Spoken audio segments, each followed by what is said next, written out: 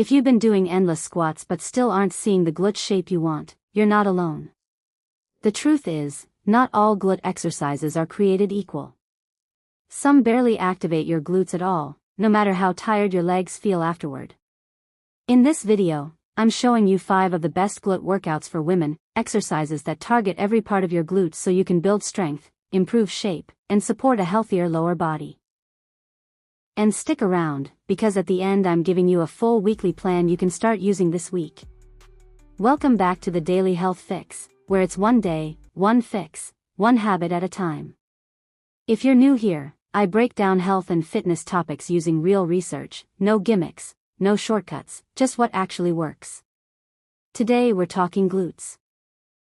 Whether your goal is a rounder shape, more strength for everyday movement, or better hip stability so your knees and lower back stop taking the hit, the exercises in this video are considered some of the most effective for training the glutes as a whole muscle group, not just one part of it. This routine works whether you're just getting started or you've been training for a while. And by the end, you'll have 5 exercises plus a simple 2-day-a-week plan you can follow starting now. Before we get into the exercises, it helps to understand what you're actually training, because your glutes aren't one muscle, they're 3. The gluteus maximus is the largest of the 3 and the one most people think of.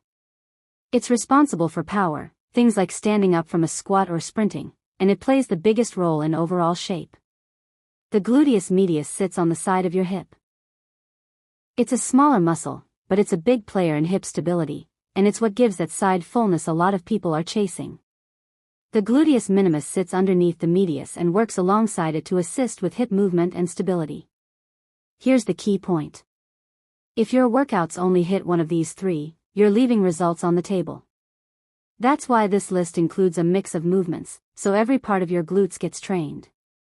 Starting at number 5, Bulgarian split squats. This is a single leg exercise where your back foot is elevated on a bench behind you.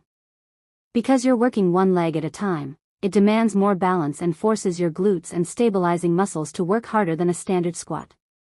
Bulgarian split squats hit the gluteus maximus for power and the gluteus medius for stability, and the single leg setup means you can't rely on your stronger side to compensate.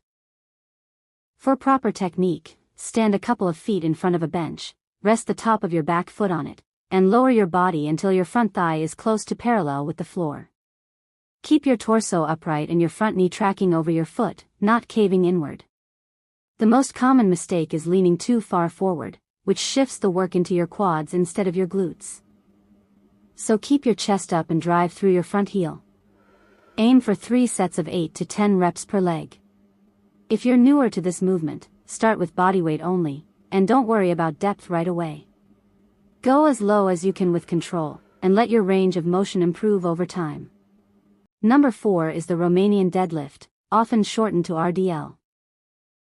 This is one of the best exercises for the glutes and hamstrings together, because it trains the hip hinge, a movement pattern that's essential for daily life and for protecting your lower back. The hip hinge is different from a squat. Instead of bending your knees deeply, you're pushing your hips back while keeping a slight bend in your knees, lowering the weight down the front of your legs. Keep the weight close to your body the entire time, keep your back flat, not rounded, and stop the descent once you feel a stretch in your hamstrings, usually around mid-shin, then drive your hips forward to stand back up, squeezing your glutes at the top. 3 sets of 10 is a solid starting point. Focus on the hip hinge pattern before adding heavier weight. Number 3, walking lunges. Walking lunges are excellent for glute activation because each step forces one leg to control your body weight through a full range of motion while the other leg drives you forward. They also build balance and coordination, which matters more than people realize. Strong glutes don't help much if you can't control your body through everyday movement, and walking lunges train both at the same time. To increase the challenge, you can hold dumbbells at your sides, add a pause at the bottom of each step, or increase your stride length to deepen the range of motion. Aim for 3 sets of 12 steps per leg. Number 2, cable kickbacks, or resistance band kickbacks if you're training at home. This is an isolation exercise, meaning it targets the glutes almost exclusively without much help from other muscle groups. That makes it a great addition after compound lifts like squats or deadlifts, where other muscles tend to take over some of the work. The movement itself is simple. Hinge slightly forward, keep a soft bend in your standing knee, and kick one leg back and up, squeezing your glute hard at the top before returning with control. The key word here is controlled. This isn't a movement to rush. Slow it down and focus on the mind-muscle connection, actually feeling your glute contract, rather than just moving your leg back and forth. Aim for 3 sets of 15 reps per leg, since this is a smaller, more targeted movement. And number 1, the exercise most research points to as one of the most effective glute builders available, the barbell hip thrust. Here's why it stands out. Hip thrusts produce some of the highest levels of glute activation of any exercise, more than squats or deadlifts in several studies, because the movement pattern puts your glutes in their most powerful position throughout the entire range of motion. Hip thrusts also have excellent progressive overload potential, meaning you can keep adding weight over time in a way that's harder to do safely with some other glute exercises. For proper setup, sit on the ground with your upper back resting against a bench, feet flat on the floor, knees bent. Roll a barbell over your hips, using a pad for comfort. Drive through your heels, lifting your hips up until your body forms a straight line from shoulders to knees, then squeeze your glutes hard at the top before lowering back down with control.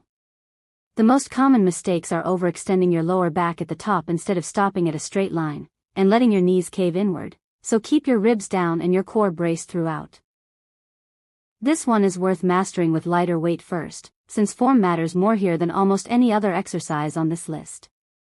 Now that you know all 5 exercises, here's how to actually put them into a weekly plan. On day 1, you'll do hip thrusts for 4 sets of 8 to 10 reps, Romanian deadlifts for 3 sets of 10 reps, and walking lunges for 3 sets of 12 reps per leg. On day 2, you'll do Bulgarian split squats for 3 sets of 10 reps per leg, cable kickbacks for 3 sets of 15 reps per leg, and hip thrusts again for 3 sets of 12 reps, a few things to keep in mind. Train your glutes 2 to 3 times per week, with at least 1 rest day between sessions. Focus on gradually increasing resistance over time rather than jumping to heavy weight right away. And don't forget the 2 things that make all of this actually work, eating enough protein and giving your body time to recover. Before you go, a few practical tips to get more out of every session. Warm up before training. Even 5 minutes of light cardio and bodyweight glute activation makes a real difference. Prioritize proper form over heavy weight, especially on hip thrusts and RDLs, where poor form can shift stress to your lower back. Stay consistent, because glute development takes weeks of steady training, not a single great workout. And get adequate sleep and nutrition, because muscle growth happens during recovery, not just during your workout.